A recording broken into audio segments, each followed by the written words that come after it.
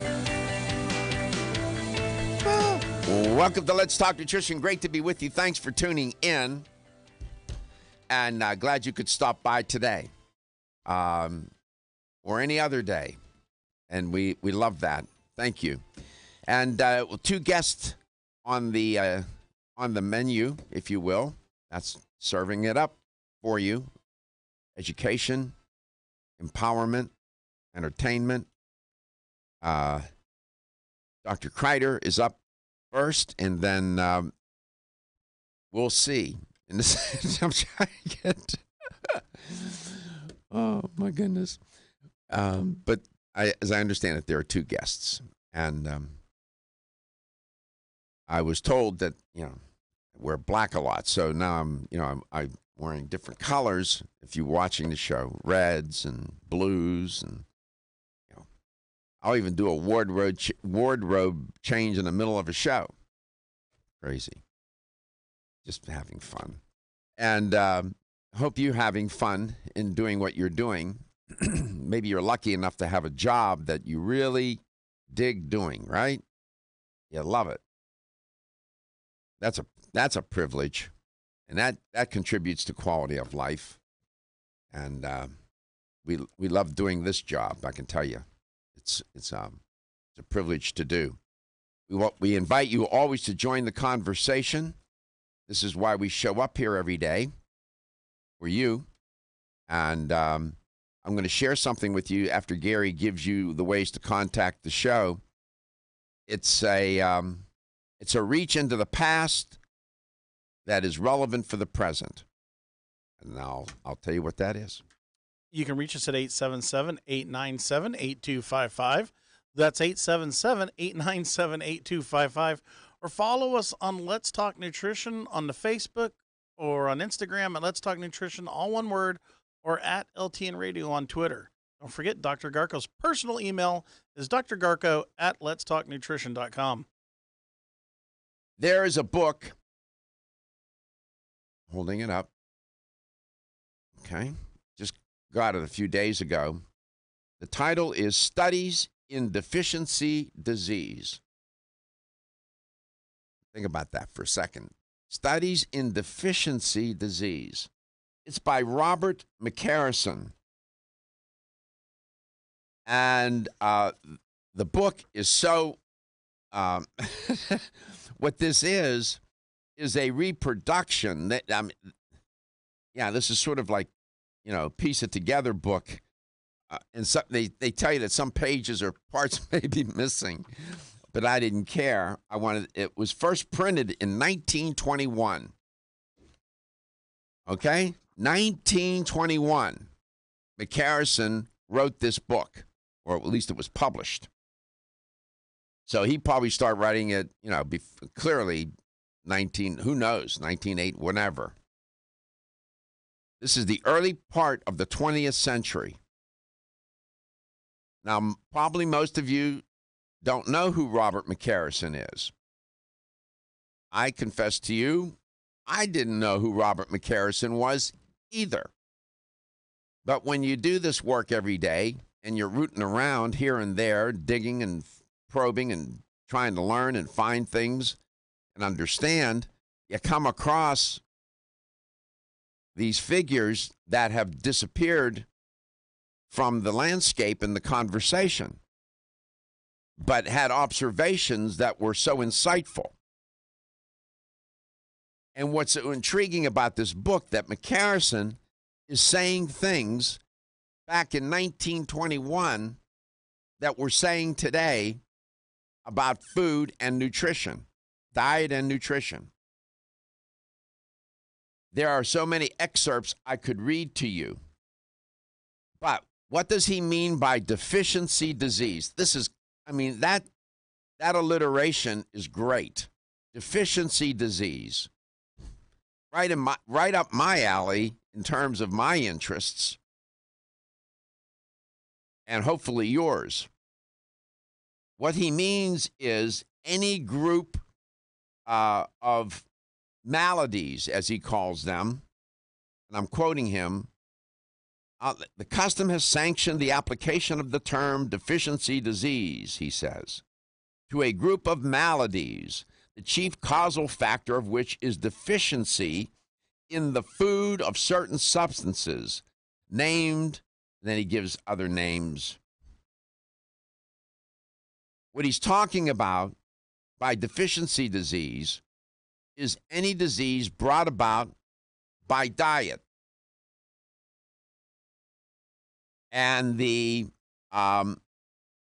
absence of, and he says, certain substances. He's referring, of course, to what? The nutrients in the food. Vitamins, minerals, phytonutrients, and so on. Right? That deficiency disease. And that's what we suffer from today. Our diet is deficient in those nutrients that contribute to, that create, sustain, and help us reclaim our health, wellness, and well-being. And he makes so many wonderful points.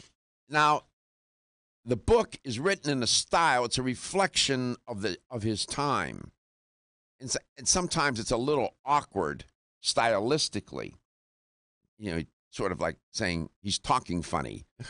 But it's a function of the time.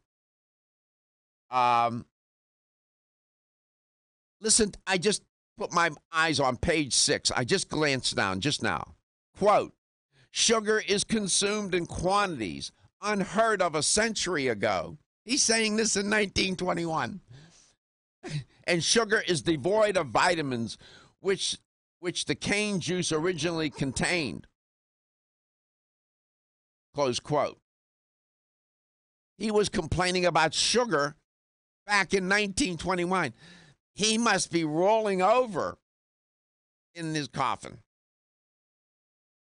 Back in my God, compared to today, the added sugars. I laughed when I first read that, and I just looked down on page 6 and that jumped out at me.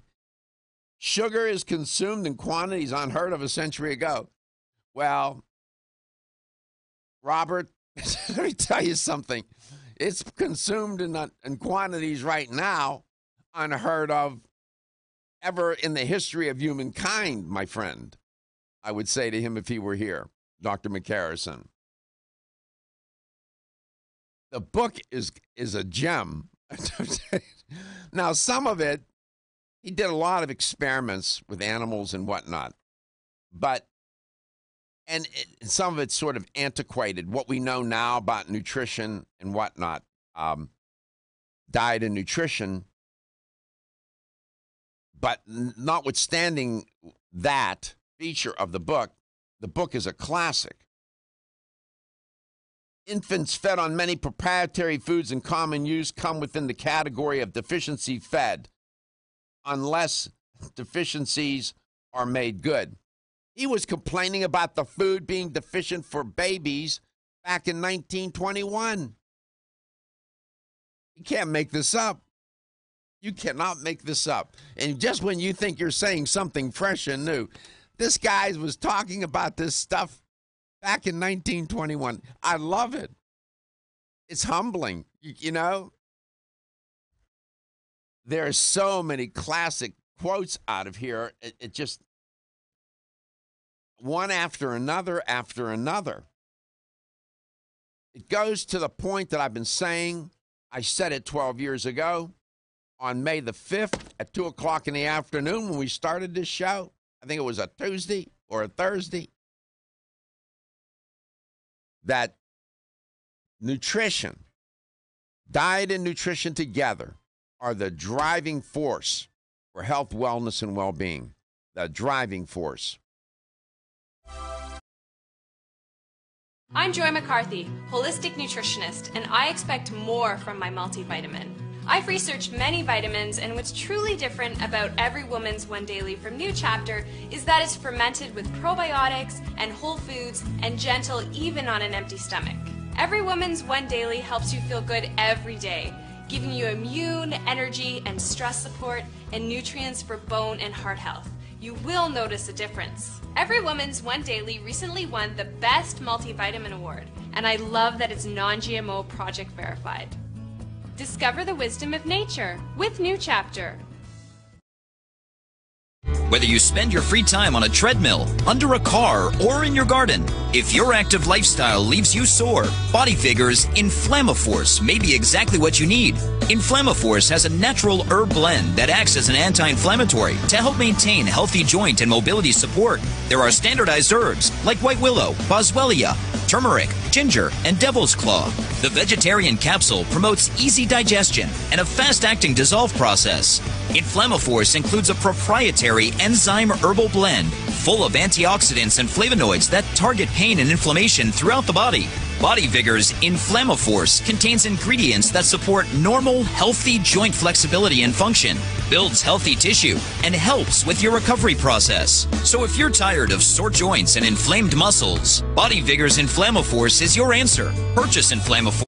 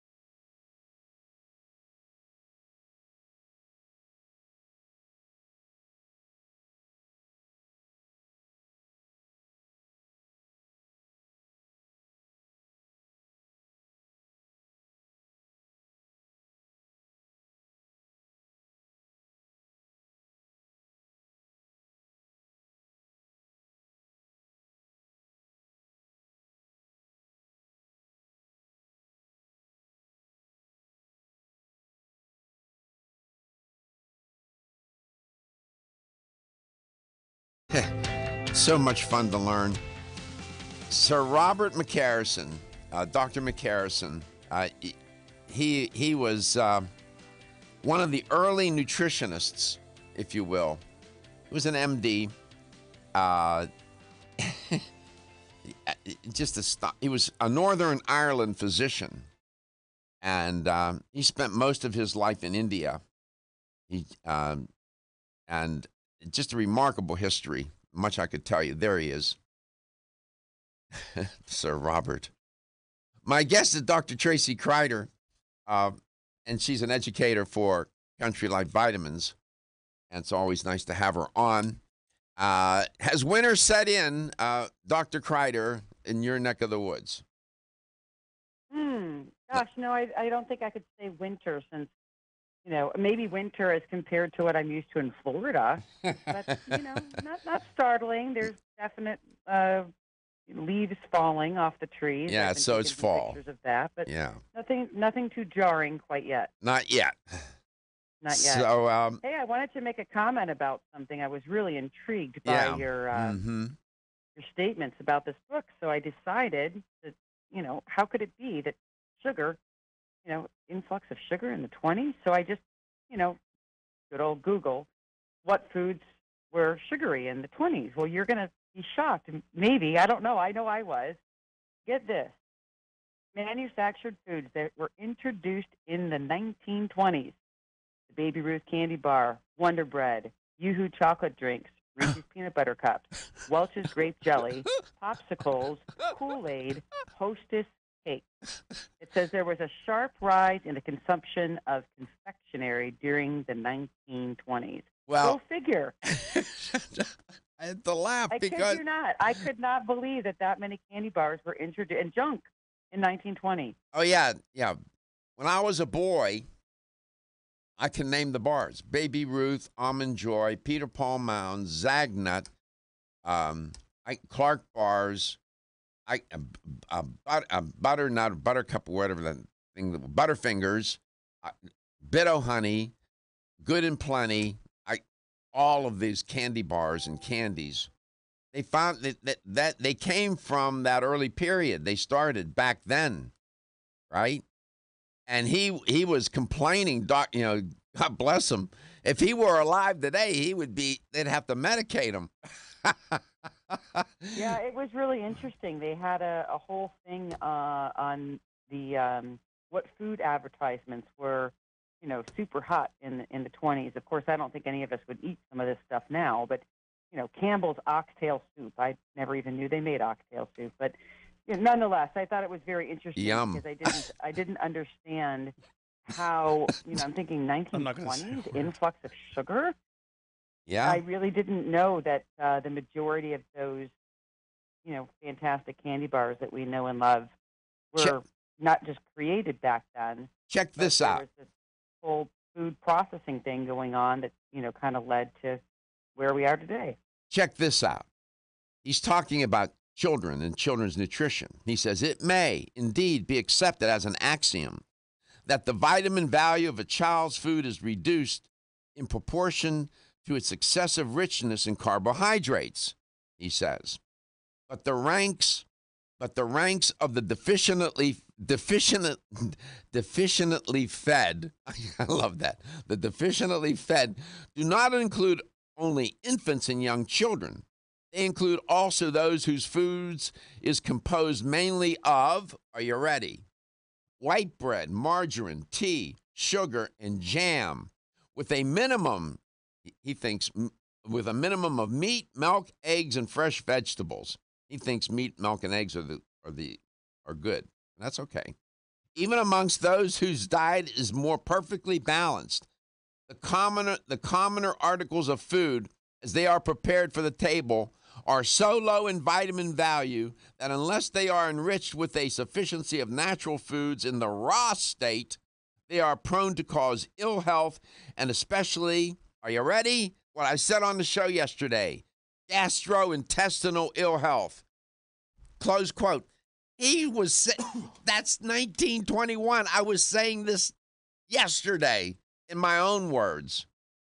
And many others, I've heard you say similar things. Honestly, just when you think, we're talking about something new. Dr. McCarrison, by the way, he was knighted. And he got knighted. It was Sir Dr. McCarrison, if you will. Yeah, unbelievable. We've been wrestling with this issue and our relationship with food since time immemorial. And I was when I found this book, You know how I learned about this book? It was Cass Ingram. Oh, that's not surprising. Yeah. He was on my show one day, and he's going on, you know, how he does, right? He was really amplified and and passionate about what he was saying, and he drops McCarrison's name. And I wrote it in my notes. And after the show, I looked McCarrison up. I said, I'm going to go get that book. The title intrigued me, Studies in Deficiency Disease. I'm going to use that phrase. Of course, I will give him credit. That's just as contemporary. Deficiency disease. Speaking of which, there's a vitamin D deficiency that seems to be rampant these days too, right? And then some. You know, one of the biggest things that we're discovering, you know, is interesting that you have that book, and our discussion is about that today. But you know, I think we could go through a lot of the different vitamins that we have, and vitamin D, as we know, is not truly a vitamin in the sense of what one might think, because of how we need to obtain it. All right. Well, we'll save that for the other side, so to speak. And we come back, you'll see what Dr. Krieder means by that. Now, you're probably thinking, if I drink a lot of milk but where does vitamin D, how does it come about? We'll see.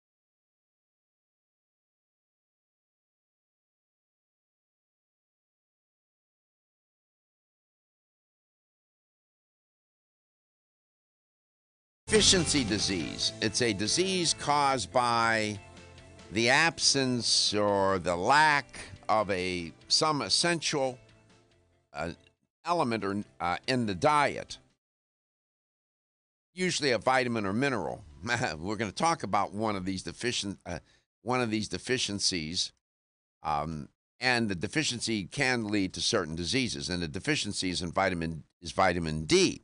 My guest is Dr. Tracy Krieder. What's interesting, though, Dr. Krieder, explain to the listener and the viewer where vitamin D comes from. Well, that's what might surprise some. You kind of alluded to it right before the commercial. Hey, if I drink a lot of, milk, I get enough. And hey, if I'm not, I'm not getting any vitamin D. And as we know, vitamin D is something that we actually start to obtain from the sun. And most of us aren't out in the sun very much anymore, are we? It's very interesting, excuse me, when we take a look at this. It's known as the sunshine vitamin for a reason. And as we hopefully are exposing our bodies to the sun, not with sunscreen slathered all over us, and not with a plethora of layers of clothing. I've even seen some when I lived down there in Florida, walking around with umbrellas. And certainly there are reasons for us to protect ourselves from the sun, for rightfully so. But we do need proper skin exposure to allow that sun, particularly the UVB portion of the sun, to react and convert in our bodies to vitamin D. Now, does vitamin D also occur in food? Well, it does to a very, very low extent. When we look at most foods that might have vitamin D in them, mushrooms to some small levels.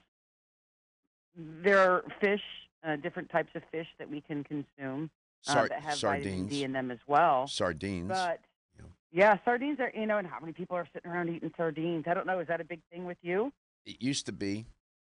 Yeah, not so much. I used to eat anchovies and sardines. Now I don't eat meat, so it's off the menu. Yeah. Well, there is, obviously those fatty fish are, a source of. You can get some if you're a consumer of liver. Again, not something that we see a lot of people eating. You see it mostly in D, but if you look real close on the label, there's an indication of why, and it's because it's fortified or enriched. It's been added, so it's not there naturally. It's just something that has been added to the product. What if we weren't adding the vitamin D to the foods? Vitamin D deficiency is associated with rickets.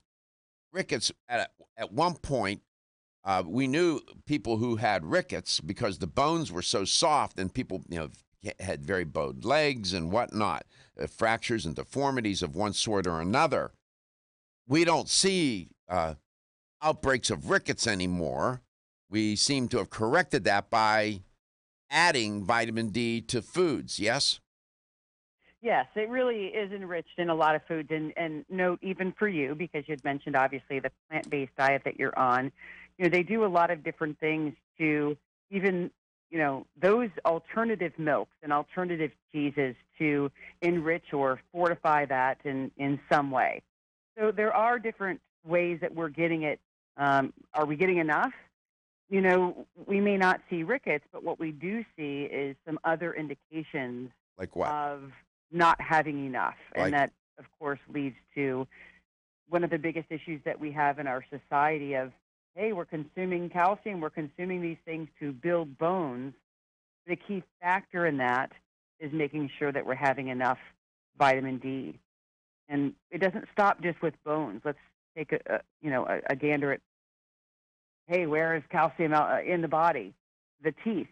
They're talking now that, in teenagers, the oral health status is the lowest that it's ever been. So before you go further, what's the connection between vitamin D and calcium? Explain to the listener and viewer. So vitamin D, when we're taking that in, there's a variety of different things that vitamin D is needed for, and mainly for that absorption of calcium. There you go. So first, obviously, we need to make sure that we're taking in calcium.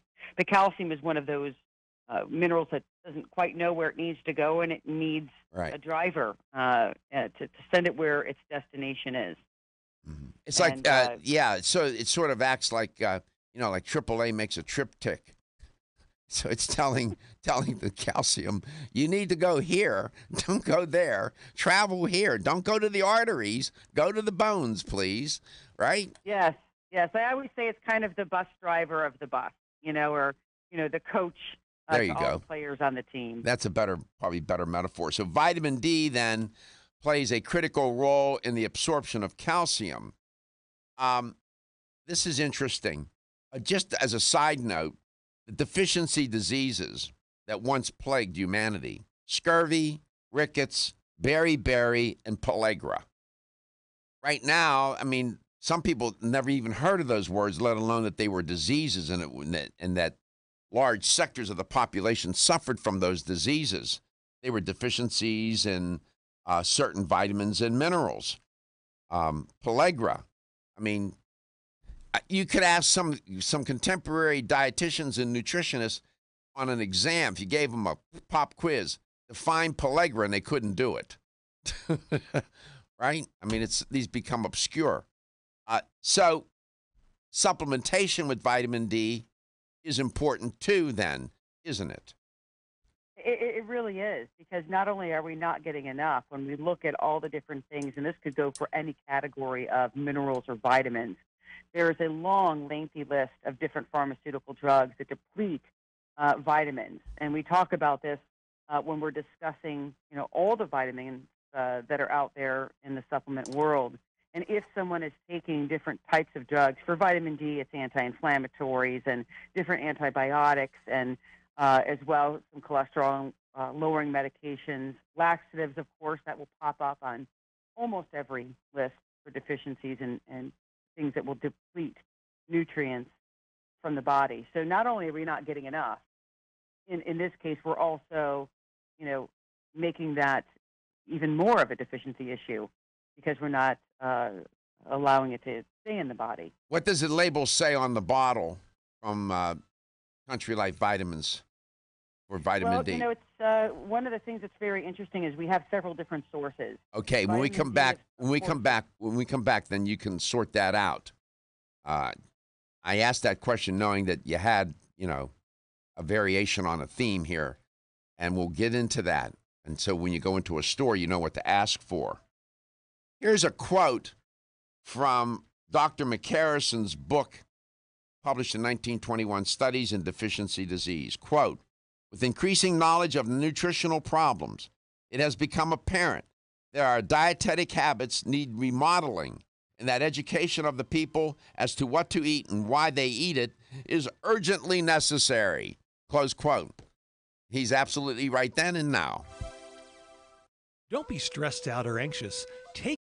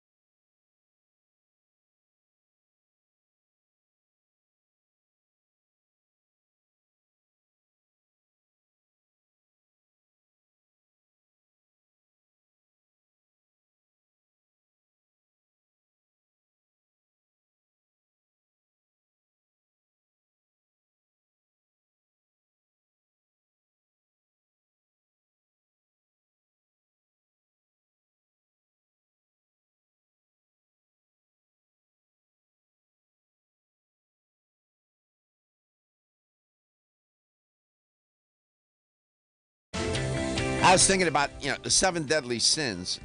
You have diseases of deficiency, and then you have diseases of excess. Gluttony, of course, one of the 7 deadly sins, would be a disease of excess. Would be a sin of excess, right? And food, of course, gluttony, food, drink, and so that's a disease. You have diseases of excess, unabated calorie consumption. You end up with obesity. You end up with type 2 diabetes, and so on and so on. Just interesting to think about it in these ways. Dr. McCarrison thought about disease in terms of deficiency, the nutritional deficiency in foods back in 1921 in his book Studies in Deficiency Disease. And we're talking about a deficiency today, vitamin D deficiency, which is really not so much, it is nutritional, but it isn't it's, not getting enough sunlight, ultraviolet rays, UVB rays in particular, as Dr. Krieder keenly pointed out a moment ago. So, Dr. Krieder, welcome back. One way to get vitamin D into the diet is through dietary supplementation, and you have different forms of products for consumers. Could you lay that out, please? Yeah, there's a lot of different ways that we can get it. And of course, earlier on when vitamin D entered into the marketplace, it was fish liver sourced. And as we've now, merged into some alternative lifestyles over the last several decades with vegetarians and vegans being very prevalent and growing in strength and numbers for a variety of reasons. So lanolin is also a source that's available. That's from sheep's wool. So it's a vegetarian source sheared from the animal itself. So from an animal, but the animal wasn't killed for it. And then a vegan source. Country Life was the first to introduce a vegan vitamin D3 that's lichen sourced. And lichen isn't like I'm liking this. It's LICHEN. And that's, someone would think about this if they were to see it kind of like moss. So it's grown in a controlled environment, and it's basically to create a vitamin D in the form called cholecalciferol, that is the natural form of vitamin D. So Country Life has a variety of sources. They have the fish liver and the lanolin and the lichen, and in a variety of different strengths. And what's interesting with vitamin D is even though we see strengths at 1,000 or 2,000 or 5,000, the requirement is only 400, and recently that's been changed. There's some things coming up in our industry about some labeling changes. I know we don't have time to get into that today, but the USDA right now recommends about 600 international units. But interestingly enough, the Vitamin D Vitamin Council recommends 5,000. So that's kind of where everybody's at, is 5,000. And we'll see kind of a change. We're used to 5,000 IUs, and you'll see those IUs or international units being changed. We're starting to change those on our label as well to micrograms. Okay. So that's something we'll have to talk about in the near future. So you see labels starting to change and add this information as we are. All right, so we're short on time. I want to make sure you get your products in here. So you have an animal. You have the animal source of vitamin D. You also have it from. Go ahead. I'll let you tell them. Yeah, the fish liver, the animal source. Okay, so sheep and fish liver. Then you have plant source. Correct. Go ahead. Yeah, the fish liver, as I said, was from the fish, lanolin from sheep, and then vegan, the plant source or lichen source. All of these are in a soft gel. We also offer gummies for those of you who like gummies. And I know you're going on that vegetarian vegan roll that you've been on now for quite some time. I'm not sure if you've had these gummies. But they're a nice little way to take the little sweet edge off with only 1 gram of sugar each. And a nice way for kids, adults. I know I use it as well. But fish source, lanolin, lichen, that's your vegan source, soft gels, and also in the vegan source, algae instead of your gelatin for the soft gel technology. Interesting. So you give people a choice. How aware do you think the general population is of vitamin D deficiency? Not the people that go to the trade shows and the people listening and watching the show. I'm talking about all those other people. So there's two different sources that I use, and one is that 78% of us are deficient, and the other one is that 85% is just lower than optimal. So they're still deficient in some way, but they're not quite where they should be. Either way, those are very, very high numbers to say that 78% of us are deficient. And it could be a variety of things, as I said, not just not eating these foods, but not being outside. What if you're dark-skinned? What if you're of elderly age? What if you're overweight or pregnant? All of these are factors in which someone could be deficient. This is interesting. My guess, and this is just a guess, I don't have any study to support my assertion now.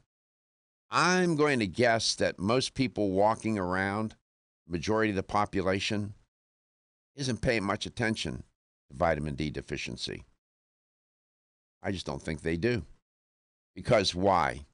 We don't have rickets, pellagra, scurvy, and all these other deficiency diseases to alert people to these kinds of things. We have other diseases, but they don't make the connection between food and disease either.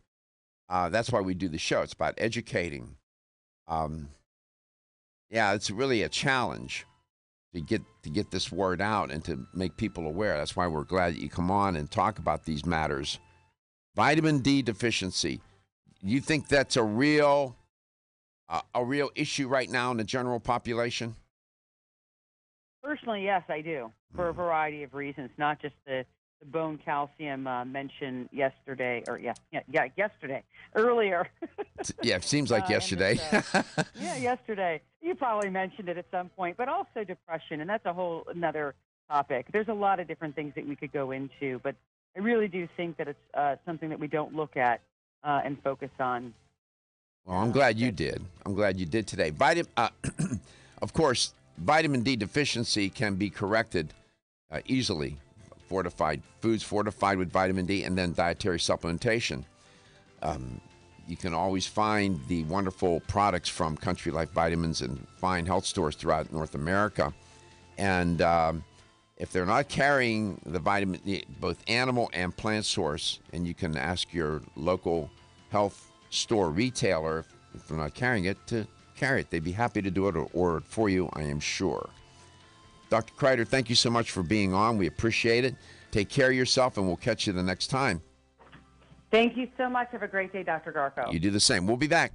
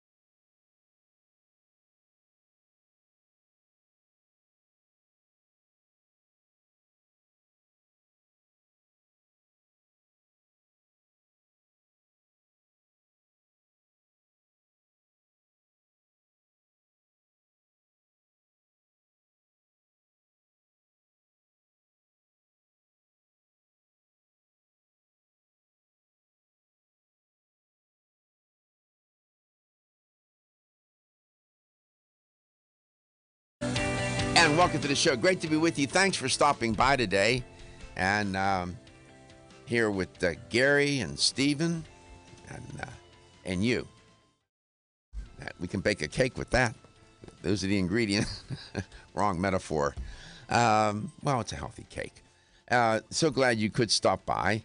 And the theme here is borrowing the idea, if you will, from Dr. McCarrison. If you don't know who Robert McCarrison is or was, Gary, if you're watching the show, is showing you an image of Dr. McCarrison. Turns out that Dr. McCarrison was one of the pioneers in nutrition. He was a physician, and he lived in Northern Ireland. But he was knighted, as a matter of fact, for different reasons for his work. But he ended up spending a good portion of his life living in India, in the Indian Empire, if you will. And he was appointed as the honorable physician to the king. And he was knighted, too, by the way. So he had a distinguished career. So it was Sir Robert McCarrison. Pretty cool. And I got a copy of his book entitled Studies in Deficiency Disease. It's a classic. And the quotes from this book are just gems. And that's sort of the theme for today. Deficiency disease. What is a deficiency disease? According to Dr. McCarrison, it's a group, I'm quoting him, a group of maladies, the chief the causal factor of which is deficiency in the food of certain substances, close quote. You know, like vitamin and mineral deficiencies. And he goes on to talk about, and he did a number of experiments, and he talks about this concept, this principle of deficiency disease. These are dietary-related diseases. At the time, you had pellagra, rickets, that plagued humanity. These were classic diseases. Scurvy, right? And then he points out other diseases in the book. But he was complaining about and focusing on some of the very things that we talk about today. Just when you think, oh, these are new ideas, these are new issues. Not so much. Check this quote. This is in the introduction of his book. Quote, with increasing knowledge of nutritional problems, it has become apparent that our dietetic habits need remodeling. I love that. And that education of the people as to what to eat and why they eat it is urgently necessary, close quote. I could post that on Facebook today, and it's relevant. He was saying this in 1921 when this was printed.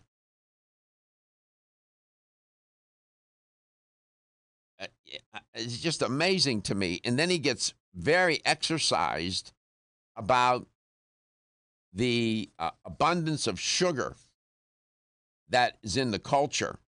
And he says things such as, and I'm paraphrasing, that I think it was on page 8 that I remember reading that sugar quote.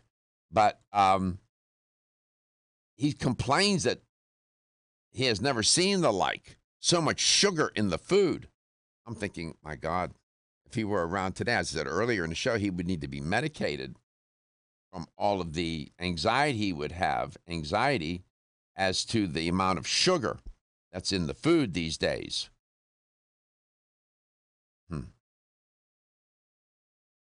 he talks about the deficiently fed. The deficiently fed. He was talking about children, but he says deficiently fed do not include only infants and young children. They include also those whose food is composed mainly of white bread, margarine, tea, sugar, and jam. And then he goes on to say, with a minimum of meat, milk, eggs, and fresh vegetables. Now, some nutritionists and dietitians would take issue with him on the heavy, using a lot of meat, milk, and eggs. But that's okay. What I think is interesting about this is they weren't able to chemically break down what was in the sustenance that they were eating. So, I mean, he's got a pretty good idea, would you say? He has a very good idea, and he was a scientist, and he did experiments. And he said, Gary, he says, even, I'm quoting him, even amongst those whose diet is more perfectly balanced, the common articles of food, as they are prepared for the table, where they talk then, are so low in vitamin value that unless they are enriched with a sufficiency of natural foods in the raw state, they are prone to cause ill health and especially gastrointestinal ill health, close quote. Enter stage left my guest, Gina Moss from Renew Life, who what? That company focuses on gastrointestinal health and ill health. What he's saying, Dr. McCarrison, Sir Robert McCarrison is saying, is that there was such an abundance of processed foods that the table needed to be more pronounced with raw foods. He was complaining already back then about processing of foods. And clear, as I use that example, when they clear-cut trees, which always drives me crazy, Gary. They build these subdivisions, these new developments, right? They go in, clear-cut all the trees, build the homes, and then replant the trees. Yeah, it makes no sense, does it? Why didn't you leave the darn trees in the place in the first place? At least some of them, and then, build around them. Now, some builders got smart and did that. So what we do is we clear-cut the foods, strip out the vitamins and minerals. We do this with breakfast cereals, and then go back and have to enrich them with vitamins and minerals. My great-great-great-grandfather invented a potato. It's called the Gilkey potato, the Nan Shock potato, and they sent it back to Ireland during the potato famine. He was actually one of the pioneers that developed this potato for the potato famine. And so growing up, we had a lot of potatoes. I've told you this how many times. And there are nutritionists right now that would say that you shouldn't eat potatoes because it's a starch, but go ahead. Okay. And now that I'm looking at this 1,200 calorie a day diet, I eat a potato. Do sweet potatoes. Yeah. Do them. Bake them. They're fun to eat. They taste good. You don't need to dress them up. White potatoes, for me, they're sort of tasteless and dry unless you add them to a soup. Yeah. The sweet potato, the Okinawans, they love sweet. That was when they were eating really healthy. Orange and red sweet potatoes were part of their deal, a central part of their nutrition. It's a starch. I told you you heard me yesterday. I heard somebody the other day throwing starchy vegetables under the bus, saying don't eat them. I don't agree. Sorry. See what we're going to talk with Gina Moss. Deficiency disease. Boy, a lot of deficiency disease associated with the gastrointestinal tract. Almost 52% of men experience erectile dysfunction and benign prostatic hyperplasia. If you've had challenges with virility, sexual health, or low energy, Body Vigor's Alpha Extension may be the answer for you. Body Vigor's Alpha Extension can help revitalize your alpha male and extend your love. Our formula is one of the highest quality nutraceuticals available, formulated to support the processes involved in promoting a healthy male sex drive, energy, and stamina. Alpha Extension has 2 powerful herbal blends, Virilo Max, which focuses on male sexual health, and T-Pump Activator, which helps balance your testosterone levels. Revitalize your alpha male with Body Vigor's Alpha Extension. Exclusively available on Amazon.com.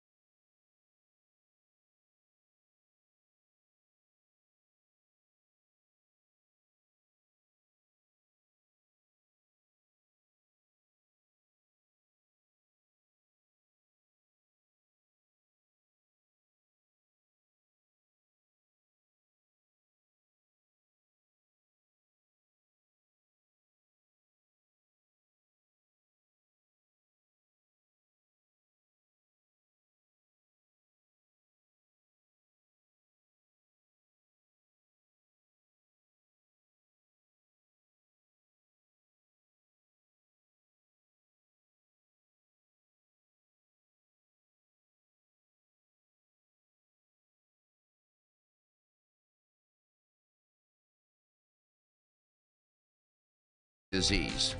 That's any disease that results from a deficiency in food. Giving attribution to Dr. Robert McCarrison and his book, Studies in Deficiency Disease. Boy, and in his book, he pays particular attention to deficiency diseases associated with the gastrointestinal tract. gastrointestinal deficiency diseases. How about that? This works perfectly for my guest, Gina Moss, who is an educator for Renew Life. Gina, welcome back to Let's Talk Nutrition. It's great to have you on. How are you today? Good morning, Dr. Gargoyle. Thank you for having me on the show today. I am doing well. This is a very interesting topic. So in your studies as a dietitian, did your professors or instructors ever have you read Dr. Robert McCarrison, or did you even know who he was? I had heard of him, but really? I did not read his work. You have to remember, I was trained conventionally, but now I'm in a more integrative and holistic way of thinking as a dietitian and nutritionist.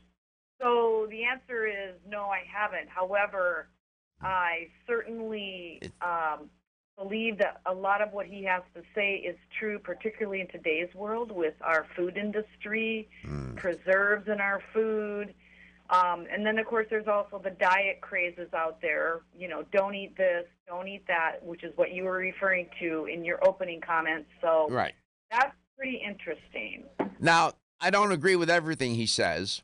For example, he says on page 4 of his introduction, for instance, a diet deficient in vitamins and disproportionately rich in starch leads to depression of digestive and gastrointestinal function, close quote. I disagree with him about that.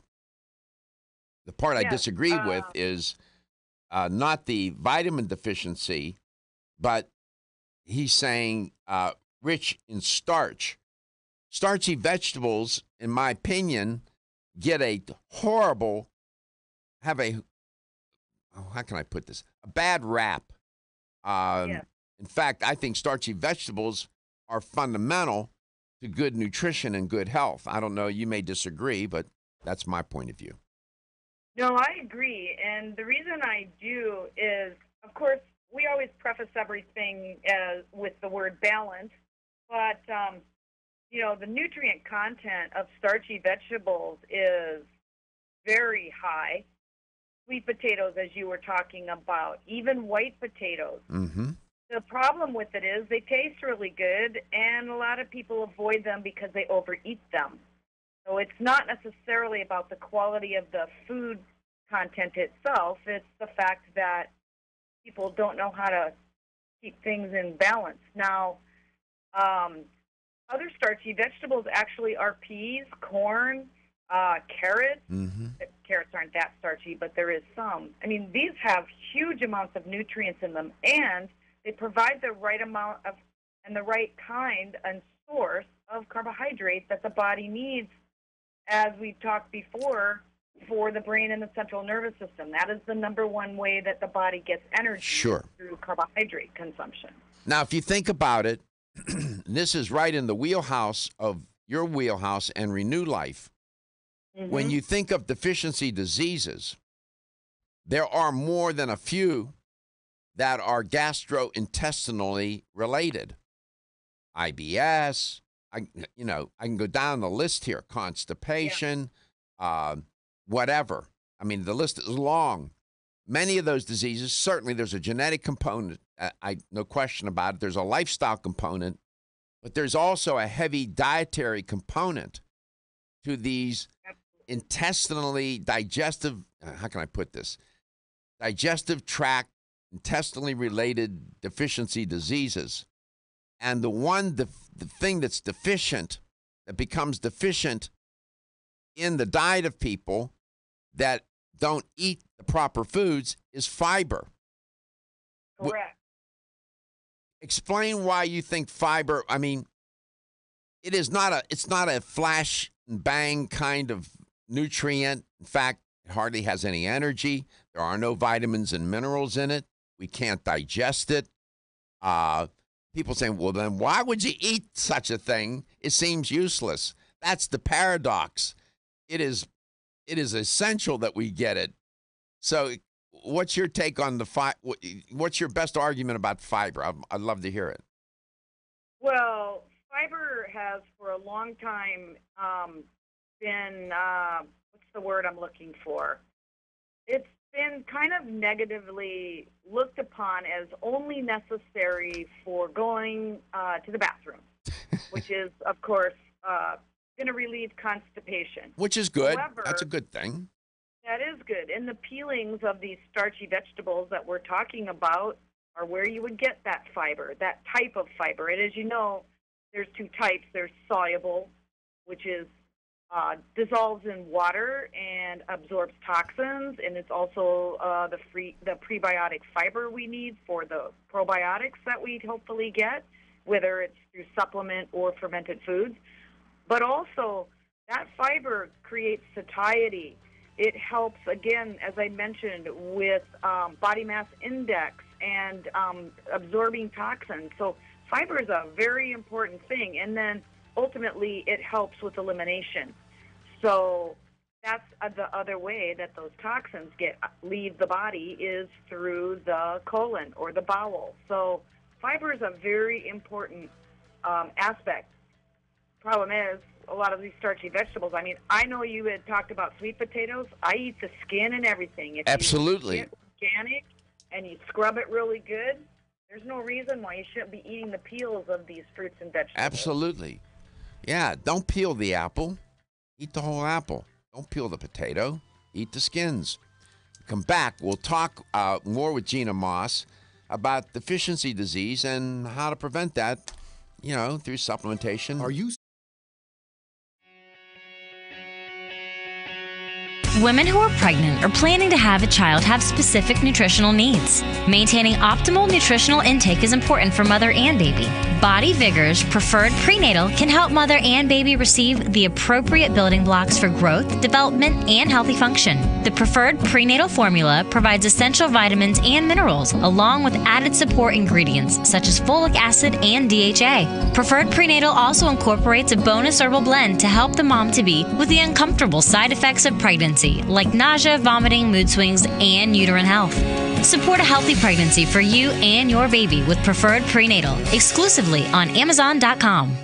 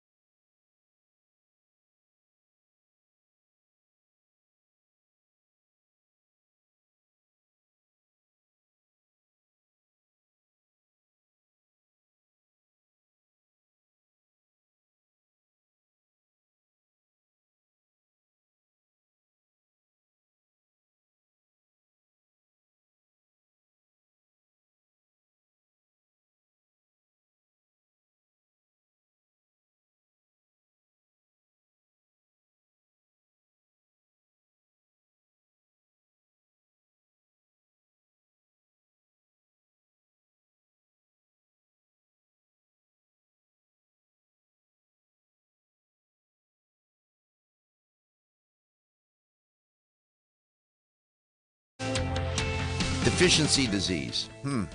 Boy, there's a deficiency disease, and I'm borrowing this from Dr. Robert McCarrison, or Sir Robert McCarrison. He was knighted. And his book that he wrote was published in 1921. And a deficiency disease is any disease that is derived from a deficiency in the food. You know, vitamin and mineral deficiency he was especially focused on. And it's a group, he says, a group of maladies, the chief causal factor of which is deficiency in the food of certain substances. Well, he's referring to vitamins and minerals from his period. The word vitamins, as it was then called, spelled with the E-S, had just come into being by Casimir Funk. This is back in the day. And we'll get into the history of all that. But this notion of deficiency disease, I just got this book not long ago, and he was concerned about the very things we're concerned about today. And he pays a special attention to the digestive system and gastrointestinal related diseases. This is right in the wheelhouse of my guest, Gina Moss. She's a dietitian and an educator, among other things, for Renewed Life. Gina, welcome back. Fiber. There are some cultures where they're getting 50, 70, 75 grams of fiber a day. Usually on the African continent, in some of the tribes where they're eating plant-based food or diet, plant-based diet, they're getting 50, 75, 100 grams of fiber a day. That's astonishing, isn't it? That is astonishing. And interestingly enough, if you look at history, really the bulk of some of our modern-day medical problems started at the turn of the 19th century, not 19th century, 1900s, which was the dawn of the industrial age. And we went from, we farmed things that were then processed in the food industry. That was the beginning of cardiovascular disease on a large scale, other digestive or gastrointestinal issues because that low fiber. So, just because we can afford red meat, which I do like, but again, all in moderation, fiber is a very, very, very important thing. In a lot of her work, Brenda Watson, who is the founder of our company, recommended 25 to 35 grams of fiber a day. So that's where fiber supplements come in that Renew Life makes. How many? Do you know how many? You have off the top of your head about how many SKUs of fiber products do you all have? It's got to be a big number. Five. Oh, yeah, five. Okay. Could you list those? Yes, we use 3 kinds of fiber in various formulations. The main fibers that we use are acacia fiber, which is soluble, 100% soluble. That comes from the sap, the dried sap of the acacia Senegal tree, which grows in Africa. The other fiber we use is oat bran, and the other fiber is organic ground flaxseed. And our products are Fiber Smart, Triple Fiber, and which has all 3 fibers, and then organic clear fiber. All of the fibers are organic as well. And then we have our 2 Skinny Gut line fibers. Those are 100% acacia as well. And the price is really not that much. You can throw these powders into your smoothie if you're not into smoothies. Like my husband, he just takes a couple caps of Fiber Smart and calls it a day.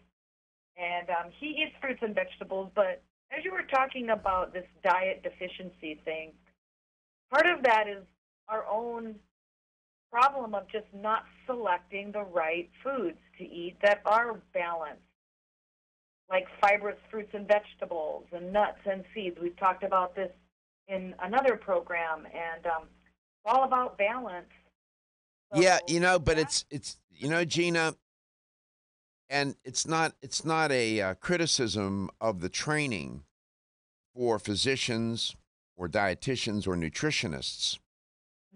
But my background is from the social sciences. I come out of the social sciences, so I bring a different point of view and a different kind of training. And we focus on interaction, communication, relationship, persuading, social influence, connection, whether it's psychology, communication, sociology. At the end of the day, it's about human connection in some form or fashion. What's deficient in the training of most health professionals is how to get people to change their behavior and their relationship with food. That's, and they don't receive that training, and it's not their fault. And they can tell somebody all day long why they need to do something. They're well trained in that, but where they come up a little short is on how to do it. And at the end of the day, that's what the consumer needs. Show me how to lose weight. Show me how to get 35, 40 grams of fiber in my diet a day. You just gave one little strategy. Start to do dietary fiber supplementation. That's a how argument, how to do it. Exactly. So. And you're exactly right. There is very little training. Part of that is because of the healthcare system. There's not a lot of time that you get to spend with your healthcare professional. And teaching about how to change your eating behavior, part of that's emotional, so there's that psychological component. And the other part is it takes time to teach people how to do these strategies and make these modifications. So you're exactly right. Plus also, we are pharmacologically trained in the modern medical schools, where your MDs and DOs are coming out, and of course, even us dietitians. It's motivated by pharmacological. Sorry, couldn't get that word out. So yes, there's a lot of factors going into that, and then there's the basic underlying. I want to lose weight, but I don't really want to take a whole lot of time and effort to do it. Yeah, well. So, there's that part too. But you just got to work with that, and you have to try to convince people that there's a way to do this. This little strategy, or it could be a tactic, depends on how you conceptualize it. Supplementing with dietary fiber can be a key in improving health. It's one of the single most important things a person can do, and they can see a change nearly immediately. We'll be back with the LTN Health Question of the Day, LTN Coast to Coast. The latest. Are your joints feeling out of date and stiff? Is that old sports injury flaring up? Is your body aching from the daily wear and tear at work? Body Vigor's Joint Ready keeps you at the ready for any joint pain that gets out of line. Unfortunately, as we age, joint pain becomes more common. Body Vigor's Joint Ready can help provide relief so you can continue to go about your day. Our formula contains sulfated forms of glucosamine and chondroitin. Studies show that these sulfated forms are more effective than regular glucosamine bound to hydrochloride. Joint Ready promotes a healthy inflammatory response, facilitates cartilage synthesis, and provides additional antioxidants. Keep your joints at the ready with Body Vigor's Joint Ready, exclusively on Amazon.com.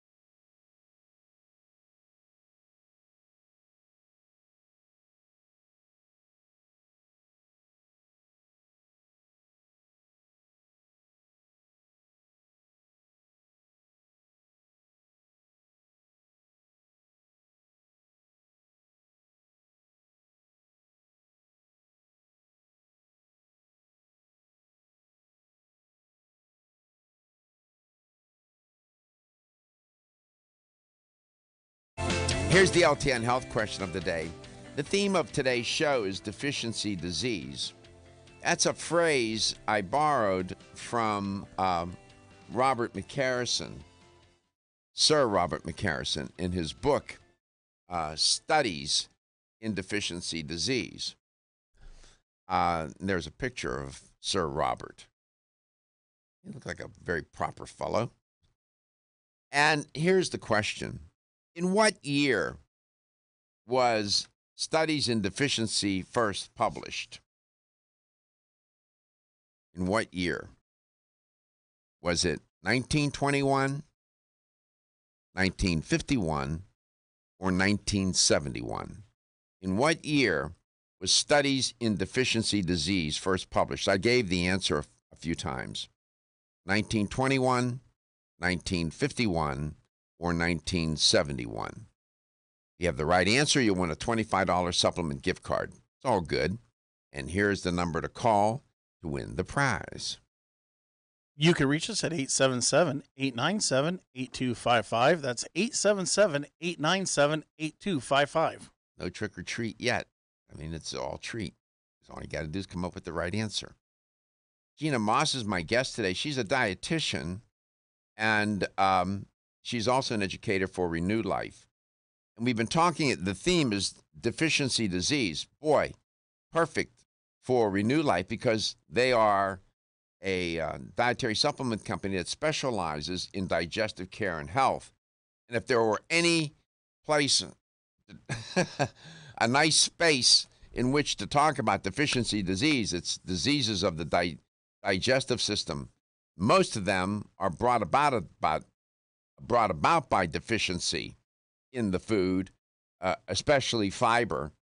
And you make a product that's off the fiber issue, but it turns out that diverticulosis and then the inflammatory version of it, diverticulitis, dreadful disease.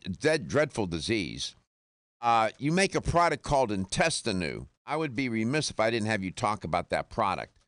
That product is wonderful for intestinal permeability or excessive intestinal permeability. I think a lot of that product. Could you chat a little bit about that before we leave? Absolutely, Dr. Garko. That is one of my favorite products. It's what I would call an adjunct product or a support product for our kind of cornerstones for some of these, like you were talking about diverticulosis and diverticulitis. Obviously, our Renew Life probiotics would be the number one thing to balance the gut so that it can absorb nutrients, digestive enzymes. But Intestinu is L-glutamine.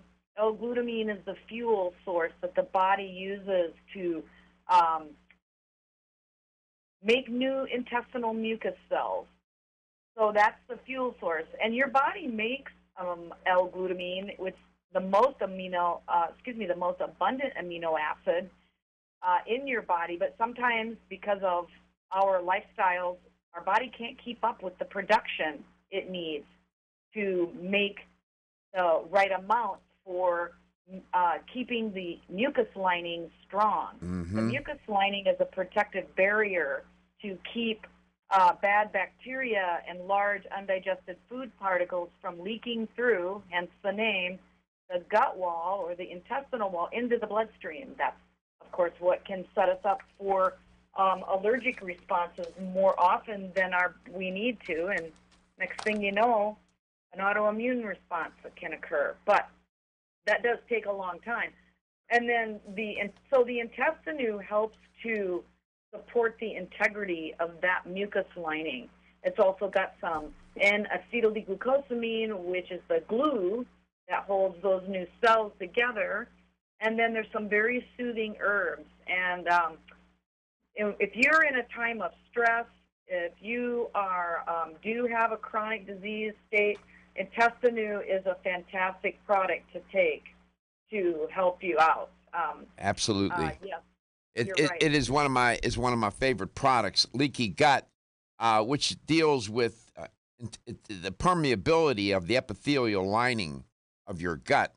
that mucosa in the lining, where you have your lining, that epithelial lining can become compromised and allows the passage of toxins, antigens, and bacteria found in the lumen to enter the bloodstream, which creates a leak. It's called leaky gut, which then can lead to these autoimmune diseases.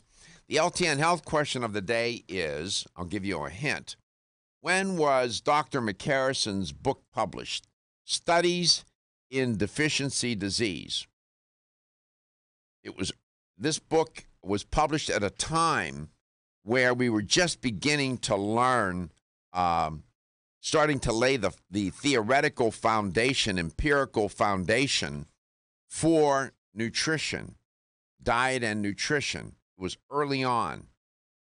So, was it 1921? I'll give you two choices, or 1971. 877-897-8255. Dial the number. Give the answer. Win the prize. This is simple. We love you to win. This book, they even have to reprint it so that they tell you that there may be some pages missing or passages, and I don't care. I still ordered it, and it's so classic, Gina. He's all upset that there's too much sugar in the diet. This was way back. The poor thing. If he were around today, we'd have to medicate him. Given how much he would stroke out. Exactly. And he looks.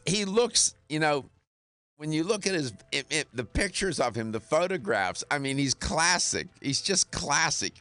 An Irish doctor, Northern Ireland. Look at him. I just love it. I just love the history of. I love history, but especially diet and nutrition. It's marvelous. Let's go to Tampa. Joel, what's the answer, real quick? 1921. Congratulations, man. You won a $25 supplement gift card. Thank you, Joel, for calling. Thank you for listening to the show. Gina, thank you for calling, and thank you for talking on the show today. Renew Life, sold in fine health stores throughout the United States. Their fiber products are fabulous. They're fine, again, in fine health stores. Try them. You'll improve your health immediately. Your health is your wealth.